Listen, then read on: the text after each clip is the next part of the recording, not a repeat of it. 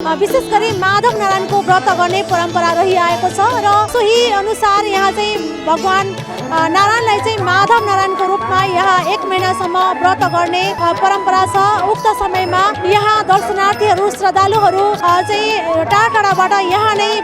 आवास र व्रत गर्नको लागि यहाँ आउनुहुन्छ, किनभने माधव नारायणको व्रत एउटा कठोर व्रतको रूपमा मानिन्छ। यसका विभिन्न नीति नियमहरू छन् जसलाई चाहिँ कडा तरिकाले पालना गर्नुपर्ने भएका कारणले व्रतालुहरूले आफ्नो घर छोडेर यस स्थलमा वरिपरि पाइप पर्ने स्थलमा चाहिँ यहाँ आवासको व्यवस्था गरेर उहाँहरू यही बस्नुहुन्छ र यहाँको नियम अनुसारले यहाँ चाहिँ व्रत गर्नुहुन्छ। भगवान माधव नारायणलाई चाहिँ यहाँ लिएर आएर विराजमान गराइन्छ र उहाँको बिहान नित्य स्नान हुन्छ, दिनभरि उहाँको नित्य पूजा हुन्छ र साँझ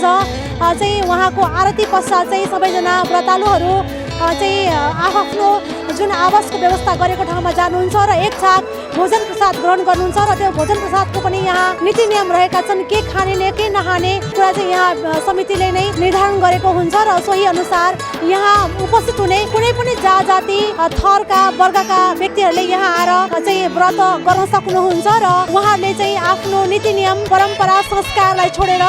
यहाँ रहेको नीति नियम संस्कार अनुसार व्रत गर्नुपर्ने चाहिँ यहाँ चाहिँ चलन रहेको छ। 1 महिनासम्म व्रत गरिसकेपछि विभिन्न ठाउँमा चाहिँ यहाँ तीर्थयात्रा गर्ने परम्परा रहेको छ र उक्त समयमा यहाँ खाली पैदल नै यात्रा गर्दै तीर्थस्थलमा चाहिँ जाने र उक्त स्थलमा रात्रि कल्पवास गरेर फेरि पुनः त्यहाँ भोजन प्रसाद ग्रहण गरेर भगवानको नित्य पूजा गरेर उहाँहरू फेरि पैदल यात्रा नै यहाँ फर्केर आउने र अन्तमा अश्वमेध यज्ञ गरिसकेपछि उक्त व्रतको पूर्णाहुति हुने यहाँको नीति नियम छ, परम्परा छ र सोही अनुसार यहाँ करिब 200 भन्दा पनि बढीको संख्यामा श्रद्धालुहरूले प्रत्येक वर्ष यहाँ व्रत गर्ने गर्नुहुन्छ र यसरी पैदल यात्रा गर्दै उहाँहरू दिनभरि माधव नारायणको नाम उच्चारण गर्दै व्रत गर्नुहुन्छ।